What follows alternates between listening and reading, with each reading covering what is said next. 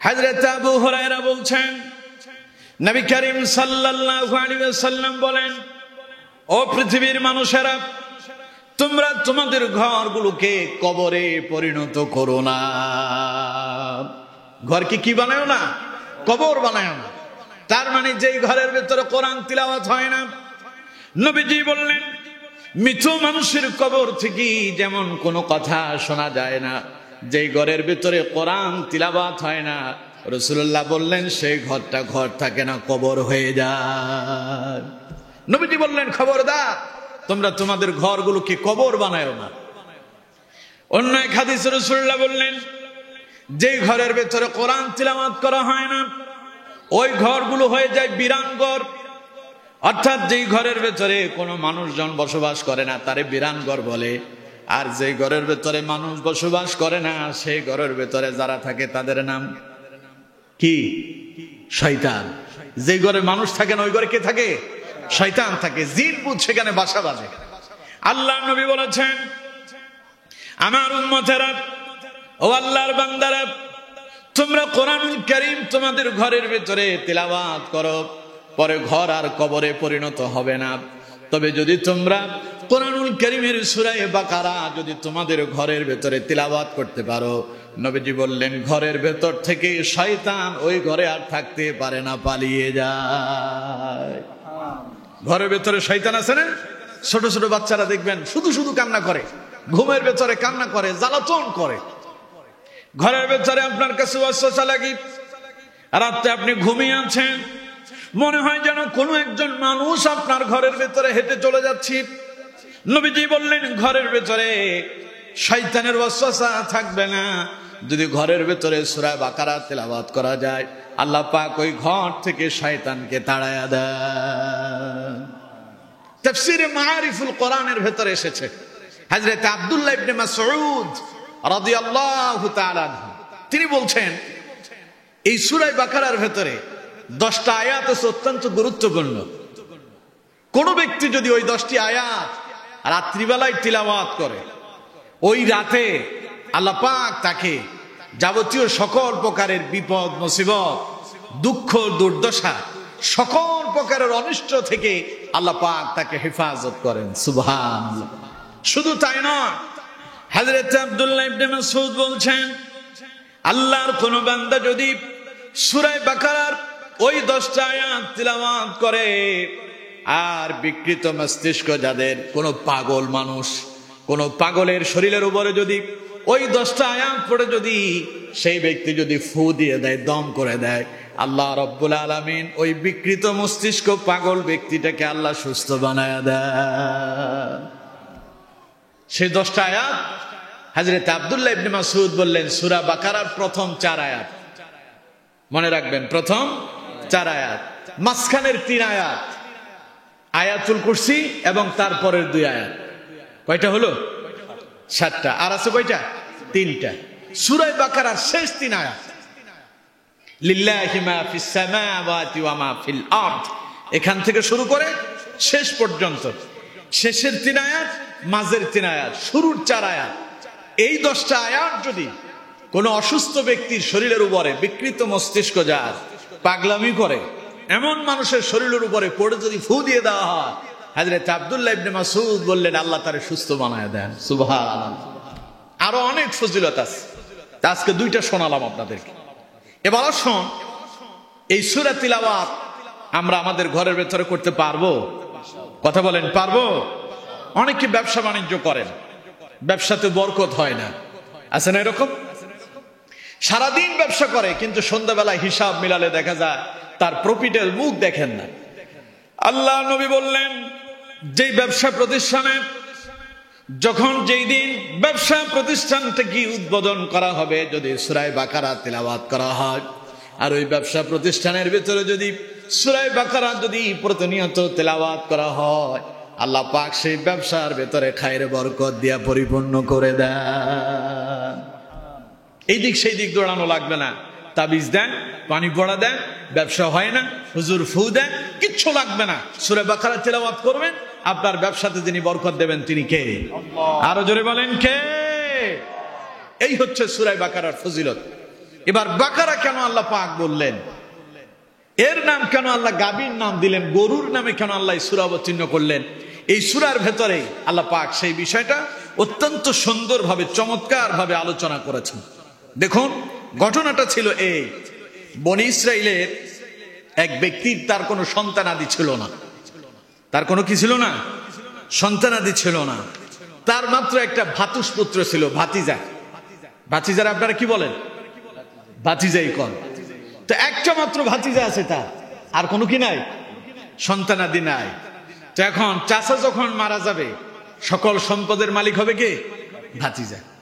ভাতিজা একটু লুবি টাইপের ছিল, খুব লালসা ছিল তার। ভাতিজা করলো কি, চাচার সম্পদ তাড়াতাড়ি আয়ত্ত করার জন্য চাচাকে হত্যা করে ফেলেছে, নাউযুবিল্লাহ। আর রাত্রিবেলায় চাচারে হত্যা করিয়া আরেকজনের ঘরের সামনে নিয়ে লাশ রেখে আসলো। সকালবেলা ভাতিজা তার চাচার সন্ধানে বের হয়েছে, খুঁজতেছে, চাচারে খুঁজে পায় না। খুঁজে দেখে যে একজনের ঘরের সামনে তার চাচার লাশ পড়ে আছে। এখন সে বলতেছে আমার চাচারে এই ঘরের ব্যক্তি হত্যা করছে। তাহলে যার ঘরের সামনে আছে সেই তো হত্যা করছে, ঠিক না? ঘটনাটা এমনই দাঁড়ালো, দুইটা পক্ষ হয়ে গেল। যার ঘরের সামনে রাখা প্রকৃত পক্ষে সেই কিন্তু হত্যা করে নাই, আর যেই ব্যক্তি রেখে এসেছে সেই কিন্তু তার আপন ভাতিজা, সেই কিন্তু নতুন একটা কৌশল কইরা আরেকজনকে বিপদে ফেলানোর জন্য চেষ্টা করতেছে। পরে একদল বলল এই লোকটা তোমার চাচাকে হত্যা করেনি, আর ভাতিজা বলল আমার চাচাকে হত্যা করেছি। দুইটা পক্ষ হয়ে গেল, দুইটা গ্রুপ হয়ে গেল। পরে তাদের ভিতরে মারামারি বেঁধে গেল, খুনাখুনি অবস্থা হয়ে গেছে। এমত অবস্থায় সেখানকার কিছু জ্ঞানী লোকেরা যারা ঈমান আনয়ন করেছে, এমন লোকেরা বলল তোমরা মারামারি বন্ধ করো, কারণ এখনো তো তোমাদের মাঝে আল্লাহর পয়গাম্বর হযরত মূসা আলাইহিস সালাম জীবিত আছেন, সুতরাং তোমরা মূসার কাছে চলে যাও, নিশ্চয়ই মূসা আলাইহিস সালাম তিনি এটার একটা সমাধান করে দেবে। তারা আসলো মূসার কাছে, সমস্ত বৃত্তান্ত মূসা আলাইহিস সালামকে খুলে বলল। শোনার পরে মূসা আলাইহিস সালাম এটার সমাধান দেওয়া অনেক কঠিন, ঠিক না? মূসা আলাইহিস সালাম বললেন ঠিক আছে তোমরা অপেক্ষা করো, আমি আল্লাহর কাছ থেকে ওহী কি আসে তার অপেক্ষায় থাকি। মূসা আলাইহিস সালাম আল্লাহর পক্ষ থেকে ওহী প্রাপ্ত হলেন। আল্লাহ পাক বললেন মূসা এই বনী ইসরাইলের লোকদেরকে বলো তারা যেন একটা গরু জবাই করে দেয়, আর ওই গরুর একটা গোশত নিয়ে মৃত মানুষের শরীরে আঘাত করে। ওই মৃত মানুষের শরীরের ভেতরে ওই গরুর গোশত দিয়ে যখন আঘাত করা হবে, মৃত মানুষটা জীবিত হয়ে যাবে, আর তাকে কে হত্যা করেছে তার কথা সেই সেখানেই বর্ণনা করে দেবে। আল্লাহু আকবার। এখন বনী ইসরাইলের লোকেরা বলল কি, ওরা বলল মূসা তুমি আমাদের সঙ্গে ঠাট্টা করতেছো, নাউযুবিল্লাহ বললেন না? দেখুন ঘটনা আল্লাহ পাক কোরআনুল কারীমে তুলে ধরেছেন, সূরা বাকারার ভেতরে আল্লাহ পাক বলছেন, ওয়া ইয ক্বালা মূসা লিকওমিহি ইন্নাল্লাহা ইয়া'মুরুকুম আন তাযবাহু বাকারা ক্বালু আতাত্তাখিযুনা হুজওয়া قال أعوذ بالله أن أكون من الجاهلين। আল্লাহ পাক বলছেন নবী স্মরণ করেন মূসার কথা, যখন তার কওমের লোকেরা তার কাছে এলো ওই মৃত মানুষকে কে হত্যা করলো তার অনুসন্ধান করার জন্য, তখন মূসা তাদেরকে বলল ইন্নাল্লাহা ইয়া'মুরুকুম আন তাযবাহু বাকারা, আল্লাহ আদেশ করছেন তোমরা আল্লাহর নামে একটা পশু জবাই দাও, একটা গরুকে কি করো জবাই করে ফেলো। সেই গরুর গোশত নিয়ে মৃত মানুষের শরীরে আঘাত করো, দেখবে সে তাকে কে হত্যা করছে তা সে তোমাদের কাছে বর্ণনা করে দেবে। লোকেরা বলতেছে মূসা তোমার কি মাথা খারাপ হয়ে গেল নাকি? ক্বালু আতাত্তাখিযুনা হুজওয়া, ওরা বলতেছে মূসা তুমি কি আমাদের সঙ্গে ঠাট্টা করতেছো? একটা আশ্চর্যের ব্যাপার, এটা মানুষ মরলো আবার গরু জবাই দিয়া গরুর গোশত দিয়ে তারে আঘাত করলে সেই মানুষ জিন্দা হবে, জিন্দা হইয়া তারে কে হত্যা করছে এই কথা বলবে, এটা তো একটা আশ্চর্য ধরনের ব্যাপার, ঠিক না? কথা কন না কেন, ঠিক না? তাই ওরা বলল, ক্বালু আতাত্তাখিযুনা হুজওয়া, মুসা তুমি কি আমাদের সঙ্গে মস্করা করতেছো, ঠাট্টা করতেছো? আচ্ছা কোন তো, নবীরা কি মানুষের সঙ্গে ঠাট্টা মস্করা করে? কথা কন না কেন করে? হযরত মুসা আলাইহিস সালাম তখন বললেন, ও বনী ইসরাইলের লোকেরা, নবীদের জন্য ঠাট্টা মস্করি করাটা কখনো শোভনীয় নয়, বরং আমি আল্লাহর দরবারে দোয়া করি, ক্বালা আউযু বিল্লাহি আন আকুনা মিনাল জাহিলিন। আল্লাহ যেন এই মূর্খদের থেকে আল্লাহ যেন আমারে আশ্রয় দান করেন, হেফাজত করেন। সুবহানাল্লাহ। যখন মুসা আলাইহিস সালাম এইভাবে জবাব দিল, বনী ইসরাইলের লোকেরা বুঝতে পারলো ঘটনা বেগতিক। আসলেই আল্লাহর পক্ষ থেকে অর্ডার হয়েছে পশু জবাই করতেই হবে। তারা কিন্তু জানে পশু জবাই করলে সত্যটা উন্মোচন হয়ে যাবে, তারাও চাচ্ছে না যে সত্যটা উন্মোচন হোক। তাই তারা কৌশল করতে শুরু করলো, কিভাবে গরু জবাই না করে এখান থেকে বাঁচা যায়। তাই তারা কৌশল করলো, কৌশল করে তারা মূসাকে বলল, মূসা কেমন পশু কেমন গরু জবাই করতে হবে সেটার বর্ণনা তুমি আল্লাহর থেকে সুস্পষ্ট ভাবে নিয়ে আসো। সেই পশুটা কেমন হবে তা আল্লাহর কাছ থেকে জেনে আমাদেরকে জানাও। দেখুন আল্লাহ পাক তারপরে আয়াতে বলছেন, আল্লাহ পাক বলছেন, তারা বলল, ক্বালু দু'উ লানা রাব্বাকা ইউবাইয়িন লানা মা হি। মূসা তুমি তোমার আল্লাহরে জিজ্ঞাসা করো সে গরুটা কেমন হবে। আল্লাহ পাক বললেন, এবার মূসা বলতেছে, ক্বালা ইন্নাহু ইয়াকুলু ইন্নাহা বাকারাতুন লা ফারিদুন ওয়ালা বিকর আওয়ানুম বাইনা যালিকা ফাফআলু মা তু'মারুন। মূসা যখন আল্লাহকে জিজ্ঞাসা করলো, আল্লাহ এই লোকেরা জিজ্ঞাসা করতেছে গরু কেমন হবে, তুমি একটু জানায়া দাও। আল্লাহ বললেন তাদেরকে বলে দাও, ইন্নাহা বাকারাতুন লা ফারিদুন ওয়ালা বিকর, সেটা স্বল্প বয়সীও হবে না এবং বৃদ্ধও হবে না। কেমন হবে? আওয়ানুম বাইনা যালিক, বরং সে দুই দিকের মাঝখান বরাবর, অর্থাৎ একেবারে বৃদ্ধ না আবার একেবারে স্বল্প বয়সীও না, মাঝ বয়সী একটা গরু তাদেরকে বলো, তারা যেন ফাফআলু মা তু'মারুন, তারা যেন সেটাকে আল্লাহর জন্য কুরবানি করে দেয়। ওদের ইচ্ছে হলো ওরা করবে না, ওদের ইচ্ছে কি করবে না। তাই তারা আরেকটা কৌশল করলো, বিষয়টাকে আল্লাহ সহজ করতেছেন আর তারা কি করতেছে, কঠিন করতেছে। বনী ইসরাইলের লোকদেরকে চেনেন? বনী ইসরাইল কারা জানেন? বর্তমানে যারা ইসরায়েল, যারা এই ইহুদিবাদীরা, যারা বর্তমানে ফিলিস্তিনের মুসলমানদের মসজিদে আকসাকে দখল করার জন্য মুসলমানদের উপরে নির্মম নির্যাতন চালাচ্ছে, এই ইহুদিরাই হচ্ছে বনী ইসরায়েলের লোক। এরা বহু নবীদেরকে হত্যা করেছে। হযরতে আব্দুল্লাহ ইবনে মাসউদ রাদিয়াল্লাহু তাআলা আনহুর বর্ণনায় এসেছে এরা 300 নবীদেরকে হত্যা করছে। আরেক বর্ণনায় আসছে 3000 নবীকে তারা হত্যা করেছে। বুঝতে পেরেছেন এরা কত জঘন্য? আমার বন্ধুগণ, ইহুদিরা, বনী ইসরাইলের লোকেরা বিষয়টাকে আরেকটু কঠিন করে ফেলল। আল্লাহ পাক প্রথমে বললেন একটা গরু জবাই দিলেই চলে। ওরা বলল গরু কেমন হবে? আল্লাহ পাক বললেন গরুটা মাঝ বয়সী হতে হবে, স্বল্প বয়সী হলেও হবে না, আবার বৃদ্ধ হলেও চলবে না। এবার তারা বলল গরুর রং কেমন হবে তা আমাদেরকে জানায় দাও। দেখছেন কি জানাও?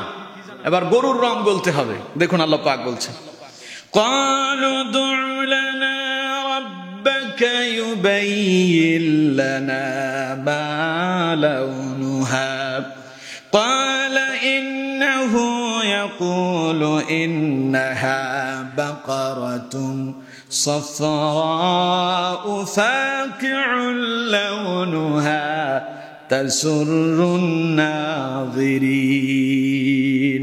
আল্লাহ পাক বলছেন ক্বালু দু'উ লানা রাব্বাকা ইউবাইয়িন লানা মা লাউনুহা। ওরা মূসাকে বলল মূসা তোমার আল্লাহরে জিজ্ঞেস করো ওই গরুর কালার কেমন হবে, রং কেমন হবে। আল্লাহ পাক বললেন মূসা তুমি বলে দাও ইন্নাহু ইয়াকুলু ইন্নাহা বাকারাতুন সাফরা। আল্লাহ একটু কঠিন করে দিলেন। আগে ছিল সহজ, এখন কি হলো? জোরে কোন এখন কি হলো? কঠিন। আল্লাহ বললেন ইন্নাহা বাকারাতুন সাফরা, ওদেরকে বলো যে গরু জবাই করতে বলছি ওইটার রং হবে হলুদ। কি রং হবে? এখন হলুদ কালারের গরু সচরাচর দেখা যায়? কথা কয় না, দেখা যায়? আমরা কয় কালার দেখি? সাদা, লাল, কালো, খয়েরি ইত্যাদি হাবিজাবি, ঠিক কিনা? এর বাইরে তেমন একটা দেখা যায় না। এখন আল্লাহ বললেন কি ইন্নাহা বাকারাতুন সাফরা, এটা হলুদ কালারের গরু হবে। শুধু তাই নয়, আল্লাহ পাক বললেন ফাকিউল লাউনুহা তাসুরুন নাযিরিন, শুধু হলুদ হইলে চলবে না, ওই হলুদের ভেতরে আকর্ষণ থাকতে হবে, যা মানুষ দেখলেই পরে মানুষের ভেতরে আলাদা একটা আকর্ষণ করবে, এর দিকে তাকায় থাকতে মন চাইবে। এমন পশু দিয়া তোমাদেরকে কোরবানি করতে হবে, আর ওই পশুর গোশত মৃত মানুষের শরীরে আঘাত করতে হবে। এরা এবার করলো কি, এরা চিন্তা করলো যে হলুদ গরু যদি আমরা খুঁজে একটা পাওয়া যায় তাইলে তো আমাদেরকে ওইটা জবাই করতে হবে। তাই তারা আরেকটু বিষয়টারে কঠিন করে ফেললো। ওরা এবার কি করলো? ওরা বললো যে মুসা, ওইটার আর কি কি গুণ আছে তা একটু তোমার আল্লাহরে বলো, আমাদেরকে যেন জানায় দেয়। আল্লাহ পাক তারপরে আয়াতে বলছেন, দেখুন আল্লাহ পাক বলছেন ক্বালু দু'উ লানা রাব্বাকা ইউবাইয়িন লানা মা হিয়া ইন্নাল বাকারাতা শাবাহা আলাইনা ওয়া ইন্না ইনশাআল্লাহু লামুহতাদুন। ওরা মূসাকে বলল, মূসা ক্বালু দু'উ লানা রাব্বাকা ইউবাইয়িন লানা মা হি, তুমি তোমার আল্লাহকে জিজ্ঞাসা করো ওইটার আর কি কি কোয়ালিটি বৈশিষ্ট্য থাকতে হবে। ইন্নাল বাকারাতা শাবাহা আলাইনা, কারণ আমাদের কাছে তো সব গরুই সমান, আমাদের কাছে তো সবগুলোকে একই রকম মনে হয়। ওয়া ইন্না ইনশাআল্লাহু লামুহতাদুন, আল্লাহ যদি আমাদেরকে ওইটার স্পেশাল কোনো গুণ যদি আমাদেরকে জানায় তাইলে আমাদের জন্য সুবিধা হয়, আমরা ওইটারে খুঁজে বাইর করা আমাদের জন্য সহজ হবে, আমরা সফল কাম হব। এবার আল্লাহ পাক আর একটু কঠিন করলেন। ওরা যেহেতু কঠিন চায়, আল্লাহ আরো কি করলেন? কঠিন করলেন। আল্লাহ কিন্তু প্রথমে সহজ করলেন। এবার ওরা বললো ওইটার কি কি গুণ আছে তা একটু তোমার রবের বলো, আল্লাহরে বলো, তিনি যেন আমাদেরকে জানায় দেন। এবার আল্লাহ পাক বলছেন قال إنه يقول إنها بقرة لا ذلول تثير الأرض ولا تسقي الحرث مسلمة لا شية فيها قالوا الآن جئت بالحق فذبحوها وما كادوا يفعلون। পড়েন আল্লাহু আকবার। এবার আল্লাহ পাক বললেন, আমি মূসাকে বললাম, মূসা তুমি বলো, ইয়াকুলু, তোমার রব বলেছেন, ইন্নাহা বাকারাতুল লা যালুলুন তুসিরুল আরদা ওয়া লা তাসকিল হারস, যে গরু তারা জবাই করবে ওটা কোনো অসুস্থ হইলে চলবে না। এবার গরুটা সুস্থ হওয়া লাগবে। কে বলতেছেন? গরু সুস্থ হতে হবে, নিখুঁত হতে হবে, শরীরে কোথায় কোনো স্পট থাকা যাবে না, শরীরের কোথায় কোনো আঘাত থাকা যাবে না, সুস্থ হতে হবে। মুসাল্লামাতুল লা শিয়াতা ফিহা, এমন গরু হতে হবে যেটা দিয়ে কোনো হাল চাষ করা হয় নাই এবং পানিও সেচ দেওয়া হয় নাই, এমন একটা পবিত্র একটা ভালো উন্নত মানের হৃষ্টপুষ্ট হলুদ কালারের গরু তোমাদেরকে জবাই করতে হবে। আর ওই গরুর গোশত দিয়া মৃত মানুষের শরীরে আঘাত করতে হবে। আর ওই মৃত মানুষের শরীরে যখন ওই গোশত দিয়ে তোমরা আঘাত করবে তখন মৃত মানুষ জিন্দা হয়ে যাবে। জিন্দা হওয়ার পরে তাকে কে হত্যা করেছে সেই কথা তোমাদেরকে শোনায়া দেবে। এত কঠিন করার পরে এবার তারা কি বলল? قالوا الآن جئت بالحق। হ্যাঁ মুসা, এতক্ষণে তুমি আমাদেরকে একটা সঠিক পথ দেখাইছো, এটা নাকি সঠিক হয়েছে, এটা কঠিন হয়ে গেল না? এবার ওরা বলতেছে এবার তুমি আমাদেরকে সঠিক পথ দেখাইলা, এখন তাদেরকে হলুদ কালারের গরু খুঁজতে হবে। সেই বনি ইসরাইলের ভেতরে হলুদ কালারের খালি একটা গরু ছিল। কয়টা? যার ছিল গরুটা, ওই গরুর মালিক মারা গিয়েছে। ওই মালিকের একটা ছেলে ছিল, ছেলেটা তখন ছোট্ট। আব্বা ইন্তেকাল করার সময় তার ইয়তীম ছেলের জন্য এই গরুটাকে তিনি উত্তরাধিকারী সম্পদ হিসাবে রেখে গেলেন। ছেলেটা তার মায়ের খুব ভক্ত ছিল। মা তাকে বললেন, আব্বা, তোর বাপ তোর জন্য একটা গরু রেখে গেছে, মাঠে যাবি, যায়া বলবি যে ইসমাইল আলাইহিস সালাম, ইসহাক আলাইহিস সালাম, ইয়াকুব আলাইহিস সালামের নবী ইয়াকুব আলাইহিস সালামের আল্লাহ আমার আব্বার রেখে যাওয়া গরু আমারে ফেরত দাও। সুবহানাল্লাহ। কোন ময়দানে গিয়া ছেলে মা যেমনি শিখাই দিল তাই কইল। বলার পরে সে তার গরু ফেরত পেল। ওই গরুটার কালার হলুদ। গরুটার কালার কি? হলুদ কালারের গরু সন্তান ফেরত পাইছে। বাড়িতে নিয়ে আসার সময় গরু তারে বলতেছে, আমার মালিক তুমি আমার পিঠে ছড়ো। ছেলে বলতেছে, মা বলছে তোরে পাইলে তোর কান ধইরা আমারে বাড়িতে নিয়ে যাওয়ার জন্য বলছে, তোর ঘাড়ে চড়তে বলে নাই। সুতরাং গরু নিয়ে সে বাড়িতে রওনা হয়ে গেল। বাড়িতে যাওয়ার পরে মা বলল, গরু বাজারে নিয়ে যাও, বিক্রি করে দাও।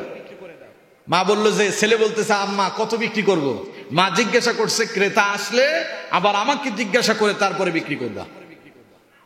এখন ছেলে মায়ের কাছে গেল, যাই বলতেছে, মা এমনি এমনি আমার কাছে একজন ক্রেতা এলো, আমি তার কাছে দাম চাইলাম 3 দিরহাম, সে বলল 6 দিরহাম দেবে। এখন কি গরু বিক্রি করব? মা বলতেছে, লোকটা কেমন? বললো যে এমন এমন এমন। কয় যে ওইটা তো সাধারণ কোনো ব্যক্তি না, ওইটা আল্লাহর ফেরেশতা এসেছে, অপেক্ষা করো। সুবহানাল্লাহ। বলে ফেরেশতার সঙ্গে ওই ছেলের কথা হলো। ফেরেশতা জানায় দিল, এই গরু এখন বিক্রি করো না, এই গরু ক্রয় করার জন্য তোমার কাছে বনি ইসরাইলের একদল লোক আসবে, তুমি এই গরুটা বিক্রি করবে। গরুর শরীরের ভেতরে যে চামড়া আছে, ওই সমস্ত চামড়ার ভেতরে যে স্বর্ণ মুদ্রা ধরবে, গোটা গরুটার চামড়ার ভেতরে যেই পরিমাণ স্বর্ণ মুদ্রা ধরবে, ওই পরিমাণ অর্থ তোমারে দিলে পরে তারপরে তা বিক্রি করবে। আল্লাহু আকবার। পরে তারা এলো। বিষয়টারে কঠিন করছে তো আল্লাহ কই, কঠিনের মজা তোদেরকে আমি দেখাবো। সেই হলুদ কালারের গরু খুঁজে পেল একজনের কাছে। ছেলে বলল, আমি এটা বিক্রি করব। কত দামে বিক্রি করবা? শরীরে যে চামড়া আছে, সমস্ত চামড়ার ভেতরে যদি পুরা স্বর্ণ মুদ্রায় মোড়ায় দিতে পারো, তাহলে পরে ওই স্বর্ণ মুদ্রার বিনিময়ে আমি আমার গরুটা বিক্রি করব। এখন তারা তো বিপদে পড়ছে, গরু তো পাইছে, কেনা লাগবে। এবার তারা ওইটারে এটা করলো, কিনলো।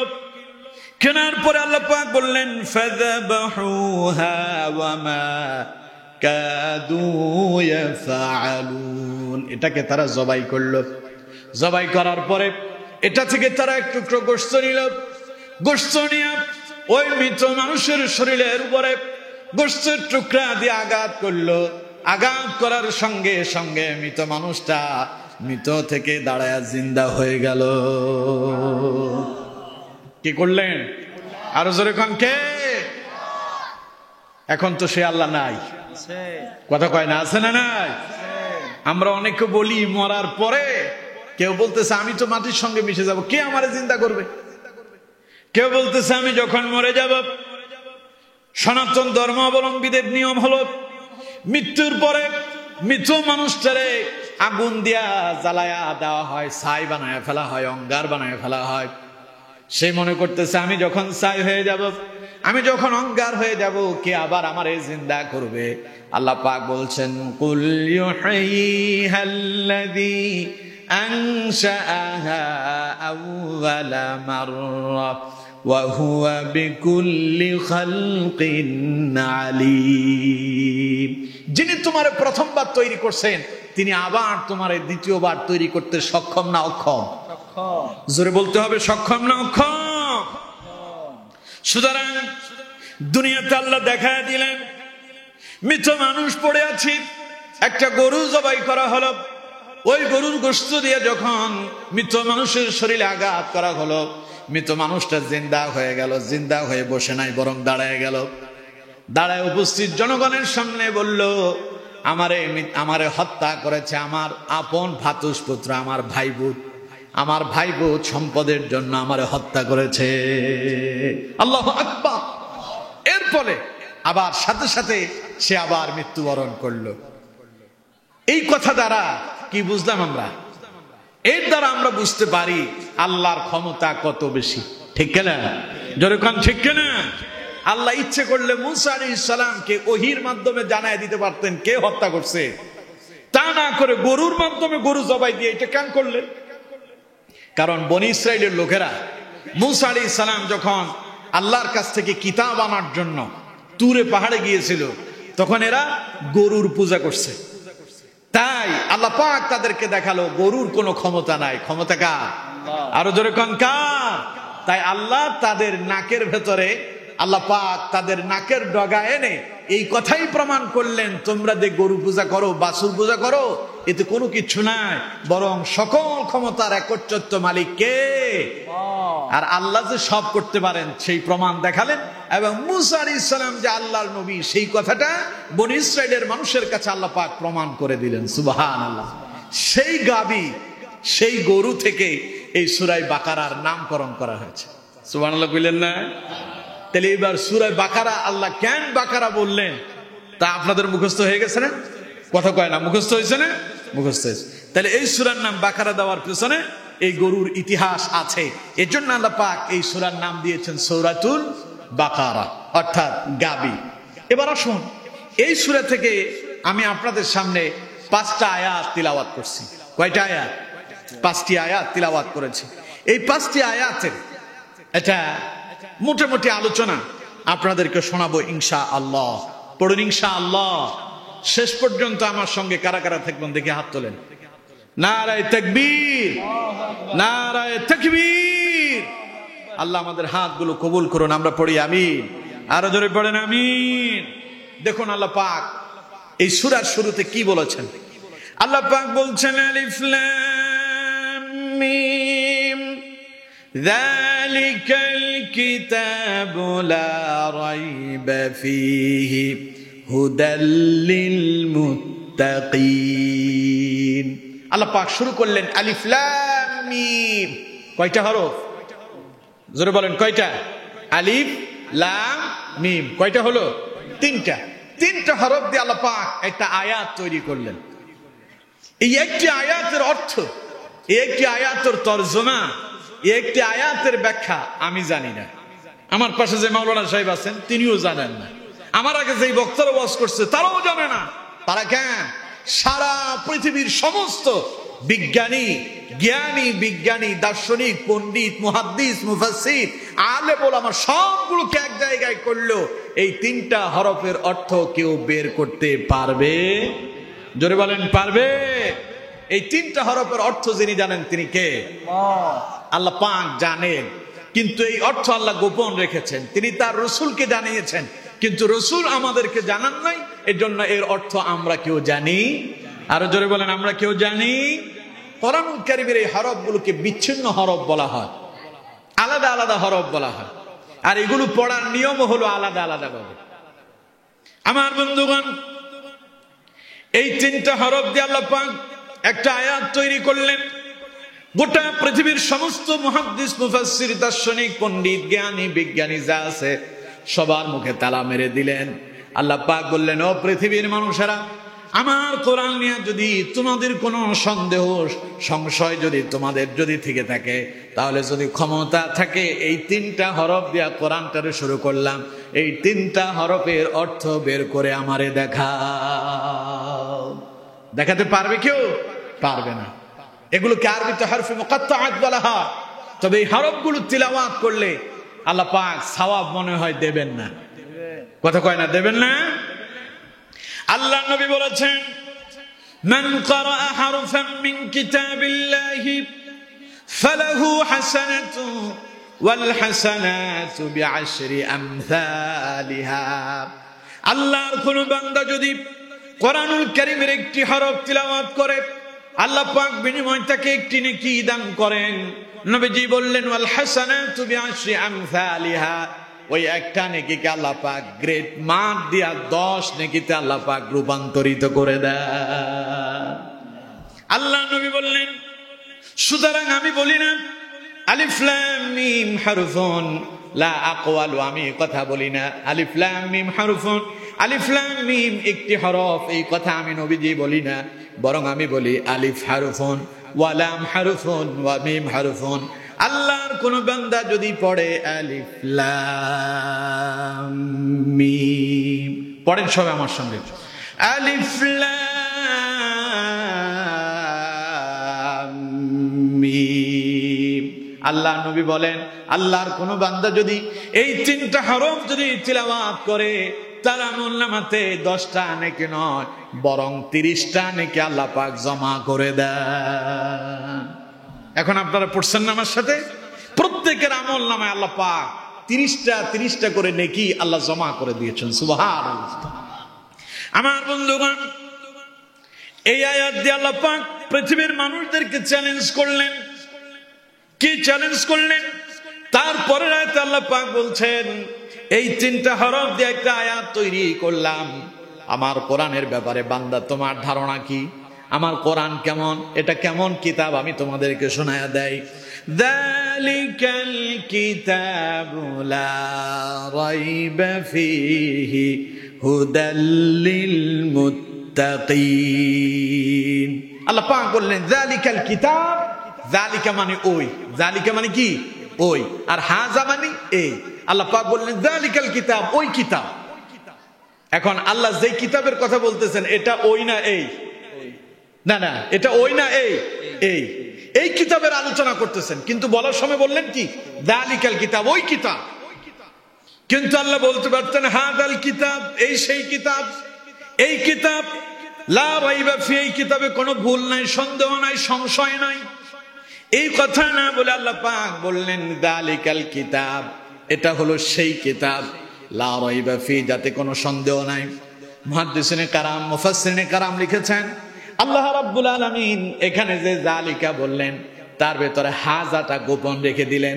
তার মানে আল্লাহ বললেন হাযা যালিকাল কিতাব লা রাইবা ফি, এটা হলো সেই কিতাব, যেই কিতাব, এটা হলো সেই কিতাব যেই কিতাবে কোনো ভুল নাই, কোনো সন্দেহ নাই, কোনো সংশয় নাই। চিৎকার মেরে পড়েন সুবহানাল্লাহ। তাহলে এটা হলো সেই কিতাব। সেই কিতাবটা কোন কিতাব? এবার মুহাদ্দিসিনে কারাম লিখেছেন, মুফাসসিরিনে কারাম লিখেছেন, সেই কিতাব বলে আল্লাহ পাক স্মরণ করায় দিলেন ইতিপূর্বে আল্লাহ পাক আরো 103টা কিতাব নবীদের উপর অবতীর্ণ করেছেন। টোটাল আল্লাহর পক্ষ থেকে কিতাব এসেছে 104 খানা। তার ভিতরে 100 হলো সহিফা, আর 4টা হলো আসমানি বড় বড় কিতাব।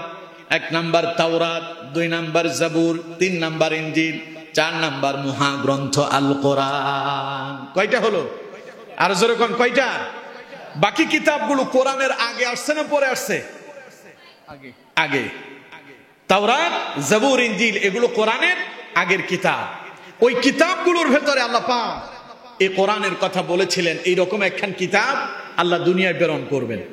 কিন্তু এই কিতাব আসার পরে কাফেররা যখন এই কিতাবকে অস্বীকার করতে লাগলো, তখন আল্লাহ পাক তাদেরকে স্মরণ করার জন্য বললেন যালিকাল কিতাব, এটা তো সেই কিতাব যেই কিতাবের কথা তাওরাতে বলা হয়েছে, যেই কিতাবের কথা জাবুরে বলা হয়েছে, যে কিতাবের কথা ইনজিলে বলা হয়েছে।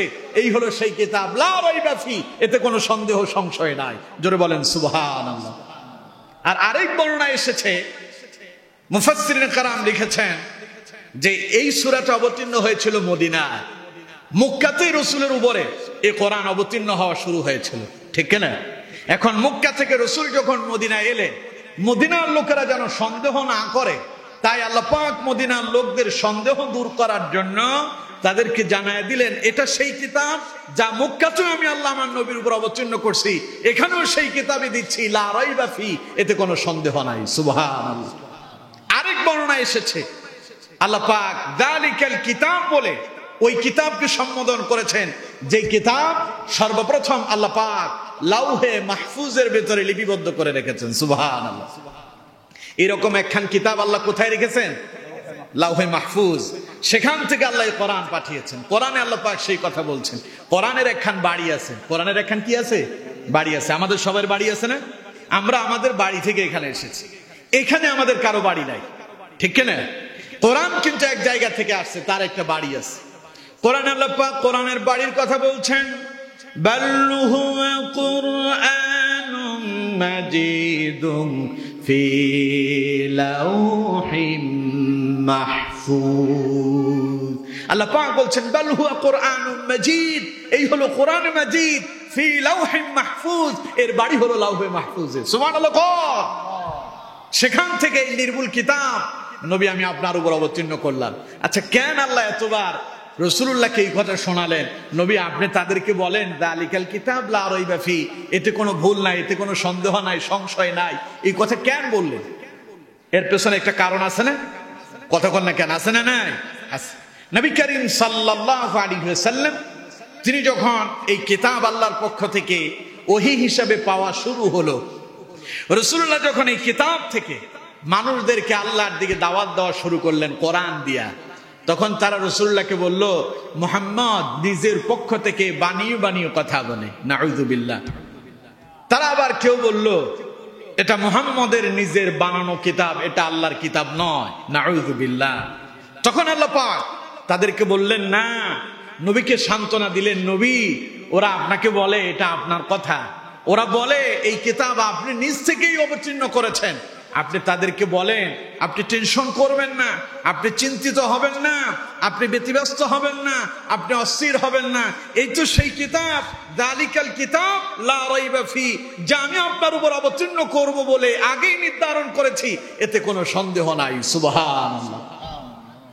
এবার আল্লাহ রাব্বুল আলামিন তার নবীকে বললেন, নবী যারা বলে এই কিতাব আপনার নিজের মন গড়া কথা, যারা আল্লাহর কিতাবকে আপনার কিতাব বলেই প্রমাণ করতে চায়, আমি তাদেরকে চ্যালেঞ্জ দিলাম, তাদেরকে আপনি জানায়া দেন কুল্লা ইনিজতামাআতিল ইনসু ওয়াল জিন্নু আলা আইয়াতু বিমিসলি হাযাল কুরআন লা ইয়াতুনা বিমিসলিহি ওয়ালাউ কানা বা'দুহুম লিবা'দিন যাহিরা।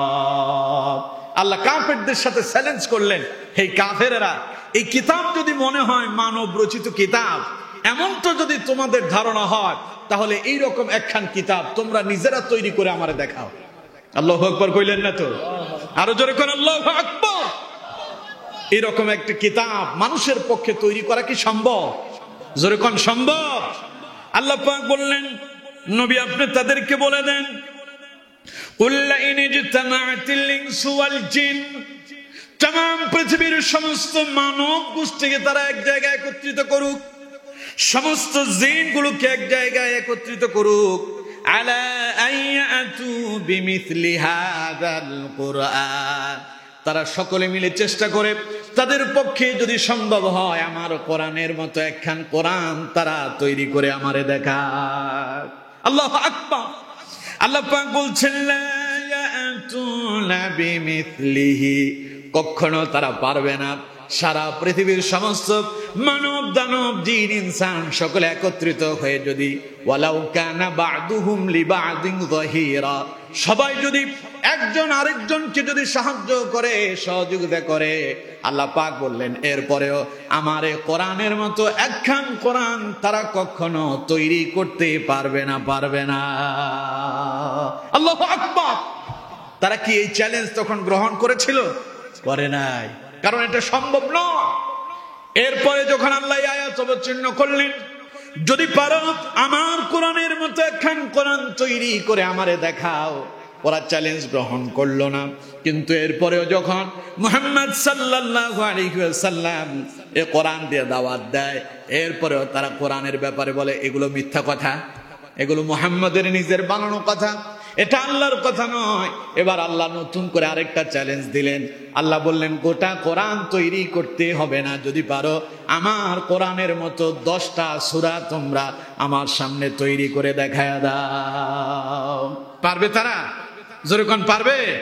সূরা হুদের ভেতরে আল্লাহ পাক বলছেন আম ইয়াকুলুনা ইফতারা قل فأتوا بعشر سور مثله مفتريات وادعوا من استطعتم من دون الله وادعوا من استطعتم من دون الله إن كنتم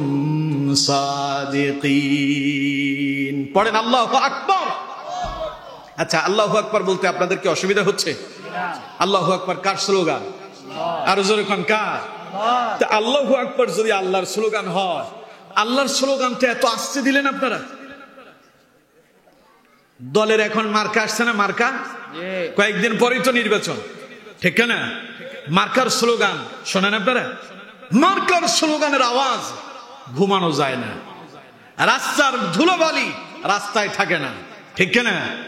নেতার নামে স্লোগান দিতে গিয়া এমন স্লোগান দিচ্ছে, স্লোগানের ঠেলায় রাস্তার ধুলোবালি সব উঠতেছে। নেতার নামে স্লোগান দেয় আমাদের অমুক প্রার্থীর চরিত্র ফুলের মতো পবিত্র, অথচ দেখেন সারা রাত নেতা বোতল ঠেলে গাঁজা খায়, ইয়াবার সাথে মিশে থাকে, সারাদিন মানুষের সাথে 2 নম্বরই কাজকর্ম করে, আর ওই নেতার নামে স্লোগান দিচ্ছে অমুক নেতার চরিত্র ফুলের মতো পবিত্র, ঠিক কিনা? জোরে কোন ঠিক কিনা? নেতার নামে স্লোগান দিতে গিয়া, মার্কার নামের স্লোগান দিতে গিয়া রাস্তার দাল দুলাবালি উঠায় ফেলো, আর আল্লাহর নামের স্লোগান দিতে গেলে পরে তোমার ভিতরে হীনমন্যতা তৈরি হয়। বুঝতে হবে তুমি এখনো প্রকৃত মুমিন হতে পারো নাই, পারো নাই, পারো নাই, ঠিক না?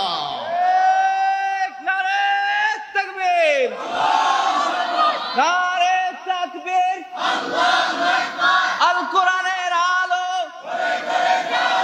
আল হাদিসের আলো, ইসলামের শত্রুরা। আমার বন্ধুগণ, আল্লাহু আকবারের স্লোগান দিলে খুশি হন কে? আরো জোরে গান। অসন্তুষ্ট কি হয়? শয়তান। শয়তান আবার 2 জাতের। শয়তান কয় জাতের? মিনাল জিন্নাতি ওয়ান নাস, মিনাল জিন্নাতি ওয়ান নাস। আল্লাহ বলছে শয়তান 2 জাতের আছে, একটা মানব শয়তান আর একটা জিন শয়তান। জিন শয়তান কষ্ট পায় তা আমরা জানি কিন্তু দেখি না, মানব শয়তান যে কষ্ট পায় তা আমরা দেখি, ঠিক না? জোরে কোন ঠিক না? এখন নারে তাকবীর আল্লাহু আকবারের স্লোগানকে জঙ্গিবাদের স্লোগান বলা হয়, ঠিক না? এই দেশে নারে তাকবীর আল্লাহু আকবারের স্লোগানকে দলীয় স্লোগান বলা হয়, ঠিক না? এই দেশে নারে তাকবীর আল্লাহু আকবারের স্লোগানকে ধর্মীয় উস্কানিমূলক স্লোগান বলা হয়, ঠিক না? আমরা বলতে চাই এটা কোনো দলের স্লোগান নয়, এটা কোনো ব্যক্তির স্লোগান নয়, এটা কোনো মানুষের স্লোগান নয়, এটা तमाम পৃথিবীর 200 কোটি মুসলমানদের হৃদয়ের স্লোগান, ঠিক না? এই স্লোগানের আওয়াজ শুনে আমাদের সকাল বেলায় সূর্য উদিত হয়, এই স্লোগানের আওয়াজ শোনার পরে সূর্য অস্তমিত হয়, এই স্লোগানের আওয়াজ শোনার পরে আমরা মসজিদে যাই, নামাজ আদায় করি। বুঝতে হবে আমাদের জীবনের প্রথম স্লোগান আল্লাহু আকবার, আযানের প্রথম স্লোগান আল্লাহু আকবার, ইকামতের প্রথম স্লোগান আল্লাহু আকবার, নামাজের প্রথম স্লোগান আল্লাহু আকবার। জীবনের শেষ সময় যখন মরে যাব, মরার পরে যেই দিন বিদায় জানানো হবে, বিদায়ের প্রত্যেকটা তাকবীরের নাম আল্লাহু আকবার, ঠিক না? সুতরাং যেই মুসলমান আল্লাহু আকবার বলতে চায় না, ওটা মুসলমানের রক্তে জন্ম হয়েছে বলে আমার মনে হয় না, ঠিক না? আরো জোরে বল, ঠিক না?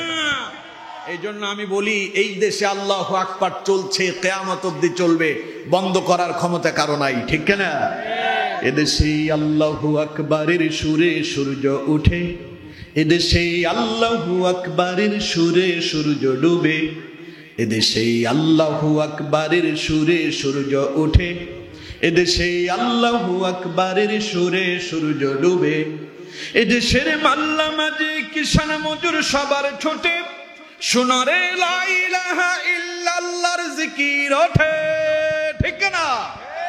এদেশের মাল্লা মাঝি কিষান মজুর সবার ঠোঁটে শোনারে লা ইলাহা ইল্লাল্লাহর জিকির ওঠে, ইমানের দপ্ত আগুন জ্বলছে সবার বুকে বুকে, সেই আগুন দেশ হতে দেশ দেশান্তরেও জ্বালতে হবে, ঠিক না?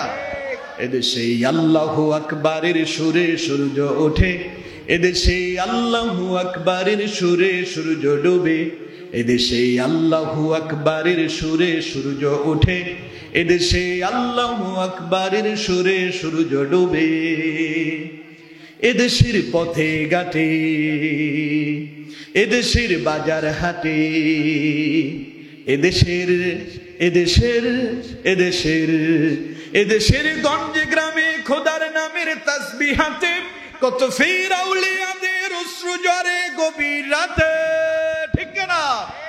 যে দেশের সন্তানেরা মুক্ত হয়ে যায় কোরআন বুকে, সে দেশে আল কোরআনের শাসন কায়েম করতে হবে। এদেশে আল্লাহু আকবারের সুরে সূর্য ওঠে, এদেশে আল্লাহু আকবারের সুরে সূর্য ডুবে, এদেশে আল্লাহু আকবারের সুরে সূর্য ওঠে, এদেশে আল্লাহু আকবারের সুরে সূর্য ডুবে। চিৎকার মেরে বলেন আল্লাহু আকবার। আল্লাহু আকবার। হয় নাই, আরো জোরে বলতে হবে আল্লাহু আকবার। আল্লাহু আকবার। আর একটু চেষ্টা করেন, আপনাদের শক্তি আরো আছে, আছে না? আর একটু চেষ্টা করেন, আর একটু জোর লাগান, চিৎকার মেরে বলেন আল্লাহু আকবার। খুশি কে? অসন্তুষ্ট কেডা? আল্লাহু আকবার বললে শয়তানের কলিজায় আগুন লাগে, ঠিক না? তাই আমি বলি, ওই শয়তানের গোষ্ঠীরা বাংলাদেশে আল্লাহু আকবার চলছে, কিয়ামত অবধি চলবে। আল্লাহু আকবারের স্লোগানে তোদের কলিজায় আগুন লাগে। আমি বলি তোদের কলিজায় আগুন লাগুক, আগুনের জ্বালায় জ্বলে জ্বলে মরে যা, মরতে মরতে জাহান্নামে যা, সেখানে গিয়ে জ্বলে পুড়ে মরে যা, ঠিক না? আর আমরা আল্লাহু আকবার বলে কি পাই? শান্তি পাই। আমরা এই শান্তি পেতে পেতে মরতে চাই, ঠিক না? মরতে মরতে আল্লাহু আকবার বলতে চাই, মরার পরে কবরে আল্লাহু আকবার বলে আল্লাহ জান্নাতের মেহমান হয়ে চির শান্তির জায়গা জান্নাতে চিরকাল থাকতে চাই, ঠিক না? আল্লাহ আমাদেরকে কবুল করুন, আমরা পড়ি আমিন। আরো জোরে পড়েন আমিন। আমার বন্ধুগণ, তাহলে বলছিলাম, ওরা একটা কোরআন, গোটা কোরআন রচনা করার মতো চ্যালেঞ্জ তারা গ্রহণ করতে পারে না। পরে তারা করলো কি? এরপরেও তারা রাসূলুল্লাহর কোরআনকে তারা মিথ্যা বলে, বানোয়াট বলে তারা চালিয়ে দিতে চাইল। এবার আল্লাহ পাক বললেন, আম ইয়াকুলুনা ইফতারা, নবী তারা কি বলে, এগুলো আপনার নিজের বানানো মুখের কথা? ওরা কি কোরআনকে আপনার কথা বলে চালিয়ে দিতে চায় নাকি? তাহলে তাদেরকে বলে দেন, قل فأتوا بعشر سور مثله مفتريات। ওদের যদি ক্ষমতা থাকে, ওরা যদি বলে এটা আপনি বানিয়েছেন, এগুলো আপনার কথা, তাহলে ওদেরও তো একটা ক্ষমতা আছে। তাদেরকে বলেন তারা যেন তাদের ক্ষমতা দিয়া কোরআনের 10টা সূরার মতো 10টা সূরা তারা তৈরি করে দেখায়। ওদেরকে বলে, ওদের যদি মনে হয় এটা মানুষ রচিত কথা, এগুলো মানুষের তৈরিকৃত কথা, বেশি দরকার নাই, তাদেরকে বলে মাত্র 10টা সূরা, সূরায়ে ফিল থেকে সূরায়ে নাস, ছোট্ট 10টা সূরা কোরআনের মতো করে তারা এরকম তৈরি করে আমারে দেখা। পারবে তারা? কথা কন না কেন, পারবে? আল্লাহ পাক বলছেন, ওয়াদউ মান ইসতাতা'তুম মিন দুনিল্লাহ। এই 10টা সূরা তৈরি করার জন্য যাকে তার ইচ্ছা হয় তাকে সে যেন ডেকে নেয়। মান ইসতাতা'তুম মিন দুনিল্লাহ, আল্লাহ ছাড়া যারে তার প্রয়োজন পড়ে সে যেন ডেকে নেয়। ইন কুনতুম সাদিকিন, তারা যদি সত্যবাদী হয়ে থাকে, আপনি যদি মিথ্যাবাদী হন, আপনার কথাগুলো যদি মিথ্যা হয়, তাহলে তো তারাই সত্যবাদী। তাহলে তারা যখন এত সত্য কথা বলে, তারা যদি, তাদের যদি ক্ষমতা থাকে, আমার কোরআনের মতো 10টা সূরা তারা অবতীর্ণ করে আমি আল্লাহরে দেখায়া দেখ। পারবে তারা? কথা কন না কেন, পারবে? পেরেছিল? পারেনি। এই চ্যালেঞ্জ তারা গ্রহণ করতে পারেনি। পরে তারা এখানেই ক্ষান্ত হয়ে যায়নি, এরপরেও তারা কোরআনকে মিথ্যা কথা বলে, রাসূলুল্লাহর বানানো কথা বলে তারা চালিয়ে দিতে চাইল। এবার আল্লাহ পাক বললেন, আরো সহজ করে দিলাম। আগে বললেন গোটা কোরআনের মতো একটা কোরআন অবতীর্ণ করে দেখাও, পরে বললেন 10টা সূরা যদি পারো, 10টা সূরা তোমরা নিজেরা নিজেদের মতো করে রচনা করে আমারে দেখাও। এবার আল্লাহ পাক বললেন 10টা সূরার প্রয়োজন নাই, গোটা কোরআনের প্রয়োজন নাই। তোমাদের যদি ক্ষমতা থাকে, কোরআনের ছোট্ট একটা সূরা, সূরায় সবচাইতে ছোট্ট সূরা, সূরায়ে কাউসারের মতো ছোট্ট একটা সূরা যদি তোমরা পারো, ওই রকম একটা সূরা তোমরা রচনা করে আমারে দেখাও। দেখুন আমার বন্ধুগণ, সূরা বাকারার 23 নম্বর আয়াতে আল্লাহ পাক বলছেন, وإن كنتم في ريب مما نزلنا على عبدنا فأتوا بسورة من مثله وادعوا شهداءكم من دون الله إن كنتم صادقين আল্লাহ পাক বলছেন নবী আমি যে কিতাব আপনার উপর অবতীর্ণ করলাম মিম্মা নাযালনা আলা আবদিনা আমি আমার বান্দা মুহাম্মদ সাল্লাল্লাহু আলাইহি সাল্লামের উপরে যে কিতাব অবতীর্ণ করলাম তারা কি সেই কিতাব নিয়ে সন্দেহ পোষণ করে নাকি? যদি কোরআন নিয়ে তাদের ভিতরে যদি সন্দেহ আর সংশয় থাকে তাহলে তাদেরকে বলে দেন ফাতু বিসূরাতিম মিন মিথলি এই কোরআনের মতো একটা ছোট্ট সূরা তারা অবতীর্ণ করে রচনা করে আমারে দেখা। আল্লাহু আকবার। পারবে? পারবে? এবার আল্লাহ পাক বলছেন ওয়াদউ শুহাদাআকুম মিন দুনিল্লাহ এই কাজ করার জন্য এই সূরা রচনা করার জন্য যাকে তাদের প্রয়োজন হয় সে যেন তারে ডেকে নেয়, তবে আল্লাহ তাদের সঙ্গে নাই। ইন কুনতুম সাদিকিন তারা যদি সত্যবাদী হয়। আপনি নবী তো মিথ্যা কথা বলেন, আপনার কথাকে তারা মিথ্যা কথা বলে চালিয়ে দেয়। আপনি কোরআন থেকে বলেন, ওরা বলে এগুলো আপনার বানানো কথা। তাহলে তাদের যদি ক্ষমতা থাকে আপনার মতো করে বানিয়ে তারা যদি পারে একটা সূরা রচনা করে আমি আল্লাহরে দেখা। পেরেছে? কথা কয় না পেরেছে? পারবে? কথা কয় না পারবে? আল্লাহ প্রথমে চ্যালেঞ্জ দিলেন গোটা কোরআনের মতো একটা কোরআন অবতীর্ণ করার জন্য, তারা পারলো না। পরে আল্লাহ বললেন যদি পারো 10টা সূরা রচনা করে দেখাও, তাও পারলো না। শেষে আল্লাহ বললেন একটা সূরা আমাকে রচনা করে দেখাও, তাও পারলো না। এরপরেও তারা কোরআনের প্রতি বিশ্বাস করলো, জোরকান করলো। আজ আমার দেশে দেখেন, আমরা যখন কোরআন দিয়ে হক কথা বলি, কোরআন তো পড়তেই জানে না। কোরআন পড়বে কি?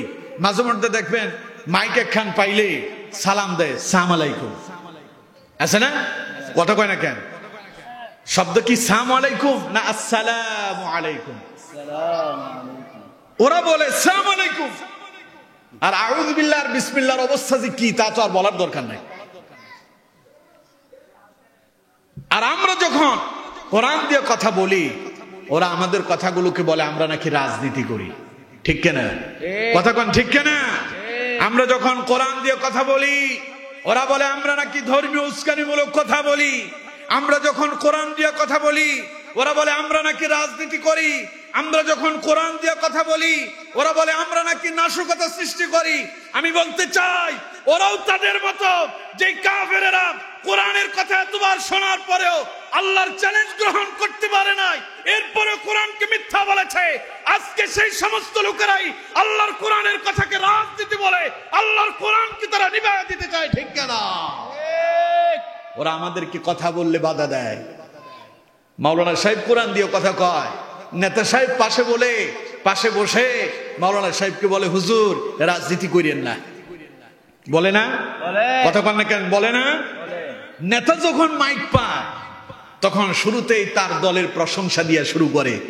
ঠিক না? শেষে দলের পক্ষে একখান ভোট চায়। তাহলে ভোট চাওয়াটা রাজনীতি কি রাজনীতি নয়? দলের পক্ষে কথা বলা রাজনীতি কি রাজনীতি নয়?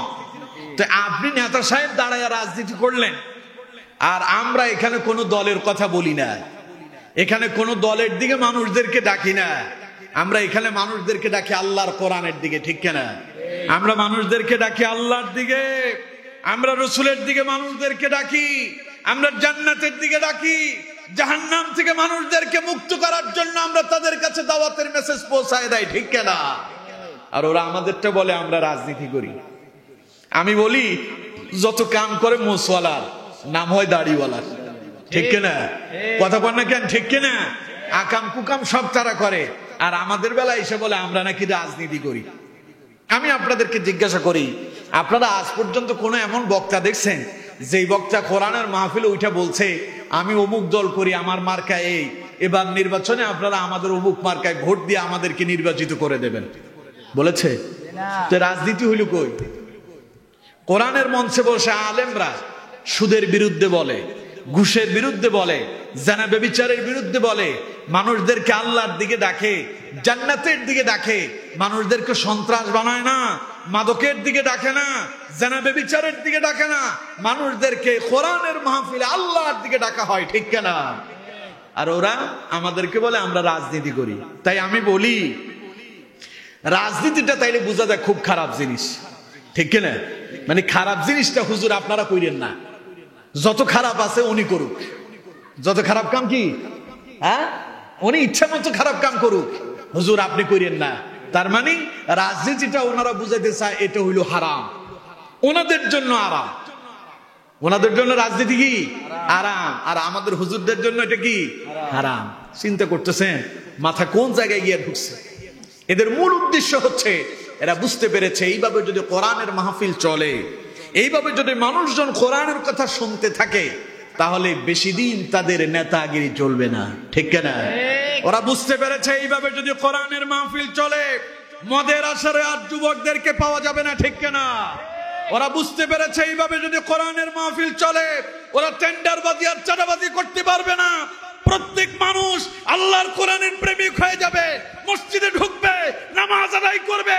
আগামীর বাংলাদেশ কোরআনের বাংলাদেশ হয়ে যাবে, আগামীর বাংলাদেশ ইসলামের বাংলাদেশ হয়ে যাবে। তাই বলে মানুষদেরকে আল্লাহর কোরআন আর ইসলাম থেকে দূরে সরিয়ে দেওয়ার জন্য কোরআন এবং আলেমদের বিরুদ্ধে তারা নিত্য নতুন ষড়যন্ত্র শুরু করে দিয়েছে, ঠিক কিনা? আমরা বলি যত ষড়যন্ত্র চক্রান্ত করো, ওরা যেমন মুহাম্মদ সাল্লাল্লাহু আলাইহি সাল্লামের কোরআনকে নিভায় দেওয়ার জন্য মিথ্যা কথা, মানুষের কথা, রাসূলুল্লাহর মন গড়া কথা বলে এটাকে নিভায় দিতে চেয়েছিল, তারা যেমন পারে নাই তোমরাও পারবা। জোরে কান, তোমরাও পারবা। কারণ এই কোরআন কে অবতীর্ণ করেছেন? এটা আবার হেফাজতের দায়িত্ব কার? আরো জোরে কান। আল্লাহ পাক বলছেন ইন্না নাহনু নাযালনা যিকরা ওয়া ইন্না লাহু লাহাফিজুন। আল্লাহ পাক বলছেন এই কোরআন আমি আল্লাহ অবতীর্ণ করলাম, আর এই কোরআনকে সংরক্ষণের দায়িত্ব আমি আল্লাহ আমার নিজ হাতেই রেখে দিলাম। সুবহানাল্লাহ। সুতরাং যত ষড়যন্ত্র চক্রান্ত হোক, কোরআন মুছে যাবে। আরো জোরে বলেন, কোরআন মুছে যাবে কি? এ কোরআন আছে, এ কোরআন ছিল, এ কোরআন থাকবে, ঠিক কিনা? আরো জোরে বলেন ঠিক কিনা? আল্লাহ রাব্বুল আলামিন তার নবীকে বললেন, কাফেররা যখন রাসূলুল্লাহকে বলল নবীজি কোরআনের দাওয়াত দেয়, তারা বলে এটা মুহাম্মদ নিজের মন গড়া কথা বলে, মুহাম্মদ নিজের কথাগুলো আল্লাহর কোরআনের কথা বলে চালিয়ে দেয়। তখনই আল্লাহ রাব্বুল আলামিন বললেন যালিকাল কিতাবু লা রাইবা ফীহি হুদাল লিল মুত্তাকিন। নবী টেনশন করবেন না, হতাশ হবেন না, ওদের কথায় মনক্ষুণ্ণ হবেন না। এই তো সেই কিতাব, যে কিতাবের কথা আমি তাওরাতে বলেছিলাম, জাবুরে বলেছিলাম, ইনজিলে বলেছিলাম, যে কিতাব মক্কায় আপনার উপর অবতীর্ণ করেছি। এই তো সেই কিতাব, যে কিতাব লাউহে মাহফুজ আমি সংরক্ষিত রেখেছি। এতে কোনো ভুল নাই, এতে কোনো সন্দেহ নাই। সুবহানাল্লাহ। আরো জোরে কোন সুবহানাল্লাহ।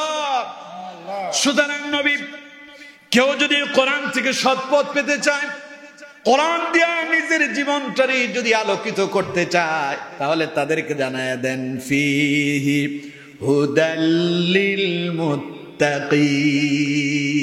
এই কোরআন তো তাদেরকে হেদায়েতের পথ দেখায়, যারা আল্লাহকে ভয় করে চলে, যারা তাকওয়া অর্জন করে, যাদের অন্তরে আল্লাহ ভীতি তৈরি হয়েছে, এই কোরআন তাদেরকে সৎ পথে পরিচালিত করে। জোরে বলেন সুবহানাল্লাহ।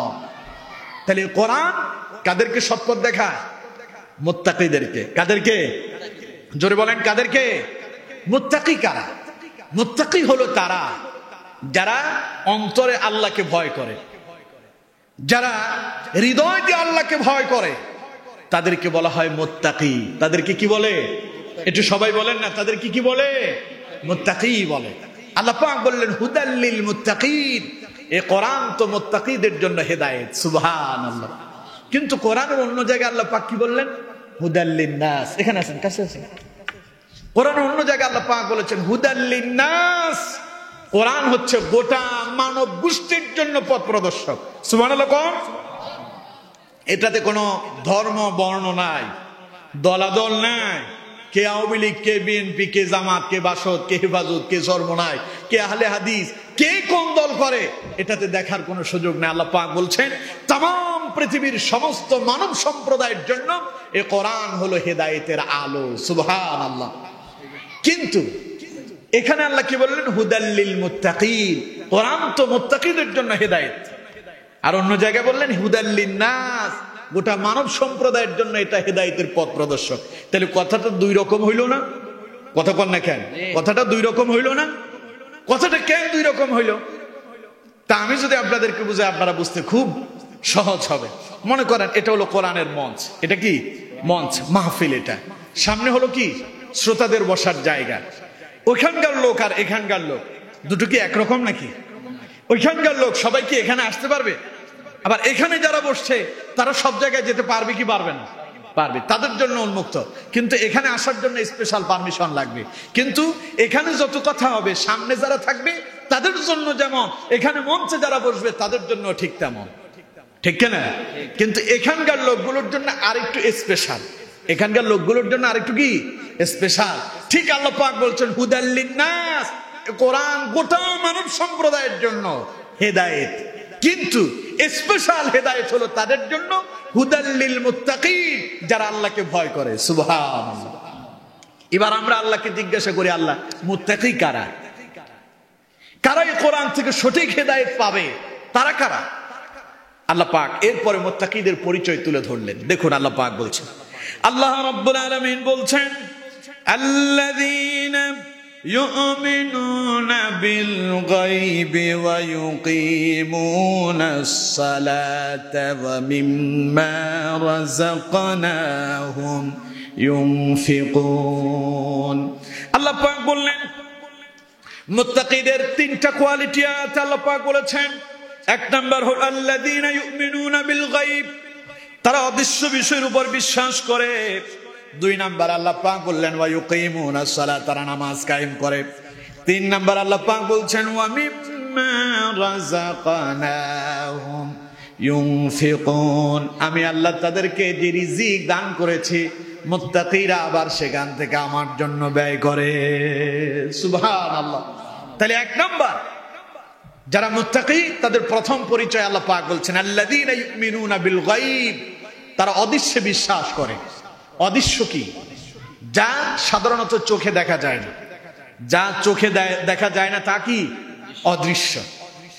যা শুধু চোখে দেখা যায় না যে তা না, যা অনুধাবন করা যায় না, পঞ্চ ইন্দ্রিয় দ্বারা যা অনুধাবন করা যায় না, চোখে দেখা যায় না, অনুভব করা যায় না, স্বাদ গ্রহণ করা যায় না, কান দিয়া সেটা শোনাও যায় না, এমন বিষয়কে বলে অদৃশ্য। এমন বিষয়কে কি বলে? অদৃশ্য। অদৃশ্য বিষয়ের ব্যাপারে আমি আপনাদেরকে জিজ্ঞাসা করতে চাই, এমন একটা অদৃশ্য বিষয়ের নাম বলেন যা দেখা যায় না কিন্তু আমরা বিশ্বাস করি। তা কি? কেউ বললো আল্লাহ, আর কেউ বললো কি বাতাস। সাধারণত আপনারা বাতাস সবসময় তো আমাদের মাঝ দিয়ে আসা যাওয়া করে, এই জন্য কেউ কেউ বাতাস বলছে। বাতাস আমরা বলি বাতাস, কিন্তু বাতাস কি তা আজ পর্যন্ত আমরা দেখতে পেয়েছি? দেখি নাই। এটা দেখা কি সম্ভব নয়। এটা আসে কোত্থেকে, কোন দিক দিয়ে আসে, কোন দিক দিয়ে যায় তা টের পাওয়া যায় না। আসে তো সব উড়ায় নিয়ে যায়। এরপরে লোকজন বলে বাতাস এসেছিল, ঠিক কিনা? অথবা বাতাস আসছে। কিন্তু এটা তো আমরা সাধারণত অনুভব করতেছি। একটা জিনিস দেখা যায় না, অনুভব করা যাচ্ছে না, সেই রকম একখানের নাম কর। জান্নাত জাহান্নাম মাওলানা সাহেব বললেন। আরেকটা হলো আল্লাহ। একজন বললেন কি আল্লাহ। আচ্ছা, আল্লাহ আছেন এটা আমরা শুনছি না? কথা বল না কেন? শুনছি। দেখছি কেউ? দেখা সম্ভব হয়েছে?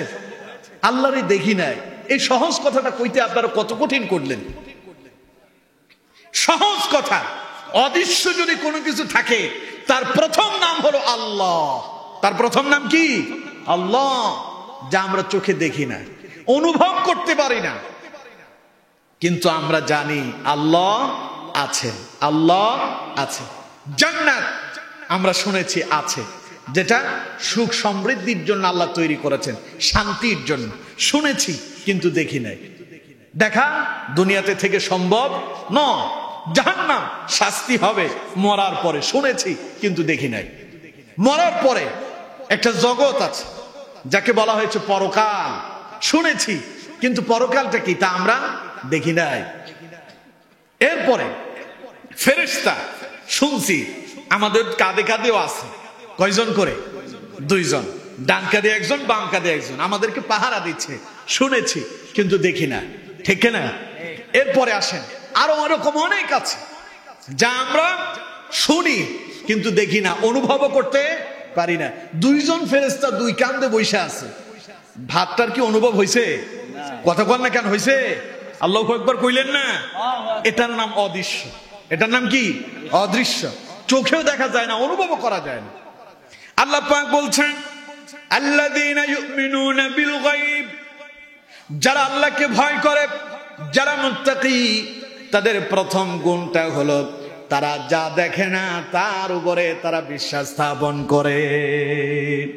আকাশকে চালান, আকাশকে চালান, বাতাসকে বহান, আকাশের সূর্য যিনি চলমান করে দেন তিনি কে? রাতে যিনি আকাশটাকে তারা দিয়া সাজায়া দেন তিনি কে? রাতে যিনি একটা চন্দ্র দিয়া চাঁদ দিয়া আকাশটাকে আলোকিত করে দেন তিনি কে? দিনে যিনি ওই চাঁদ, ওই চন্দ্র এবং তারকাগুলো কি যিনি আবার ডুবায়া দেন তিনি কে? সুতরাং আমার বন্ধুগণ, ওই আল্লাহর উপরে যারা বিশ্বাস করে আর বিশ্বাস করার পরে করার মতোই করে, আল্লাহ পাক বলেন এটাই হলো মুত্তাকিদের প্রথম গুণ এবং কোয়ালিটি। আমাদের দেশে এক শ্রেণীর মানুষ আছে, দেখবেন তারা বলে দেয়ার ইজ নো গড, স্রষ্টা বলতে কেউ নাই। নাউযুবিল্লাহ বললেন না? ওরা বলে আনসিন ইজ নাথিং, যা দেখি না তা মানি না। এক একটা পড়ালেখা করে বিশাল বিশাল ডিগ্রি অর্জন করেছে, ডাক্তার হয়েছে, ইঞ্জিনিয়ার হয়েছে, লয়ার হয়েছে, নামাজ পড়ে না, দিন মানে না, ইসলাম মানে না, হালাল হারাম মানে না।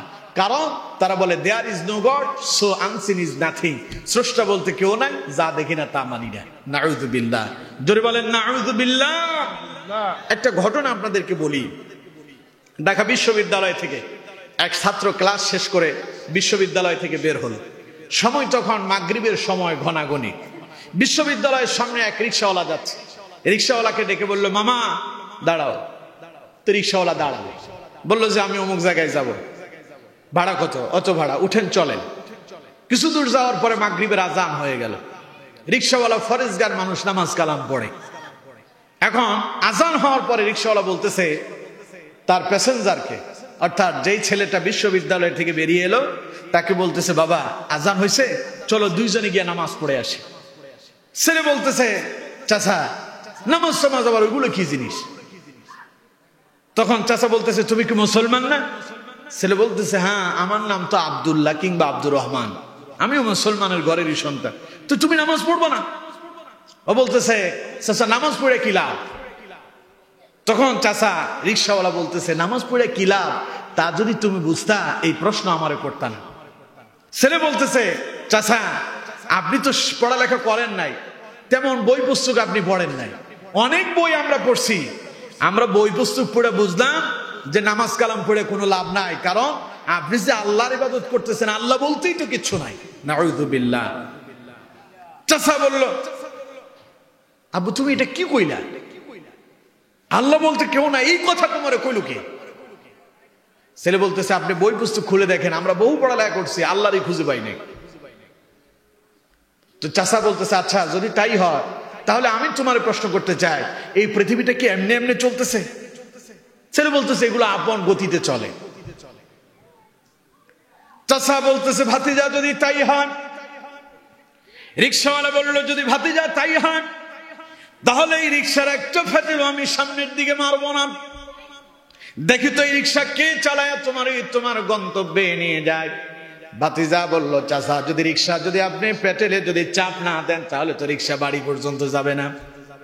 চাচা বলল, বই পুস্তক এত কিছু পড়লাম, তুমি বুঝি তোমার স্রষ্টারে খুঁজে পালা না? যদি পেটেল যদি চাপ না দিলে রিক্সা যদি না চলে, তাহলে তুমি জেনে রেখো দুনিয়াতে যেমন পাইলট বিহীন প্লেন চালানো যায় না, মাঝিবিহীন নৌকা চালানো যায় না, ড্রাইভারবিহীন গাড়ি চালানো যায় না, ঠিক তেমনি এই পৃথিবীটা একজন স্রষ্টা ছাড়া কখনো চালানো সম্ভব নয়।